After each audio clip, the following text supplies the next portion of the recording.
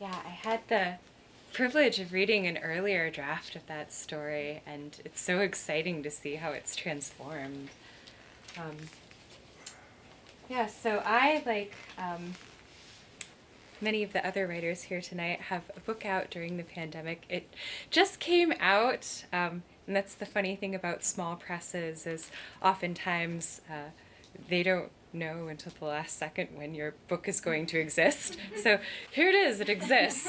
If you Yeah, and if you desire a copy, ask me and I will find a way to get you a copy. But I will not be reading from that tonight.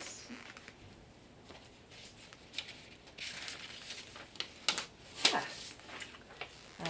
So the piece that I'm going to read from is a short story called Mere Translation that will appear in a horror and weird fiction anthology called Mooncalves that should be coming out in early 2023. Again, it's with a small press, so who knows? And I'm really excited about this collection. In addition to myself, it features work by Elwyn Cotman, Jeff Wood, Brian Evanson, and Sophia Samatar, who I know that Marianne knows. And the story that I'm reading from has been described by the editor of this anthology as Paul Bowles writing the treatment for a David Cronenberg film, which hopefully to you is a good endorsement. When did it turn so cold? She clasps one hand against her throat to hold her scarf. The other clutches numbly at the front vent of her coat. The arteries inside her neck, the warm, soft tendrils of her guts, the tender spaces into which the cold would like to sink its teeth.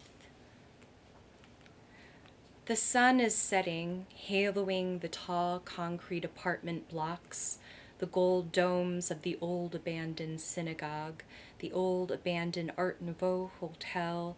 She hears the pigeons cooing, flitting through the vacant rooms, the vacant hallways, open windows, broken glass. The sun goes down just as she passes by the Genocide Museum, and she descends into the green glazed tunnels of the metro. She gets her ticket, punches it, and rides the escalator down and down, holds up her ticket for the stern-faced guard to see the little hole. She shuffles back and forth, feeling the shifting of her ankle bones. She tries to synchronize her shuffles with the dripping of a pipe. Drip, drip, scrape, drip, drip, scrape, drip, drip, scrape, drip, drip. Gets so immured in her own dance, she doesn't see the figure in the shadows of the cracked light, slowly moving forward. Closer, closer, drip, drip, closer, scrape, drip, closer, drip, scrape, closer, closer, closer. What she notices first is the rotten smell of someone else, the cloud of someone else's cold sweat overtaking hers. And what she notices next is the blurred momentum of this figure, like it's lunging or it's falling, and there isn't enough time to decide, run away or help it, catch it. She steps back, but holds her hand out stiffly in a gesture of, don't hurt me, and don't hurt yourself.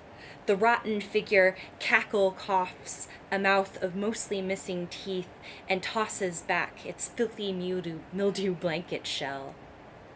Its hair is wet, its eyes are black, its skin is gray.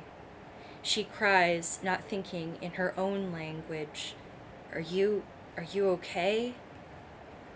The rotten figure wheeze laughs at her, lifts its shirt up to its neck.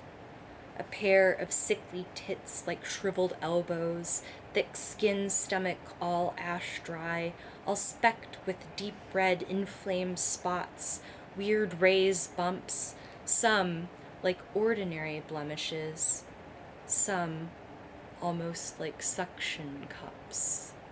Dun dun dun.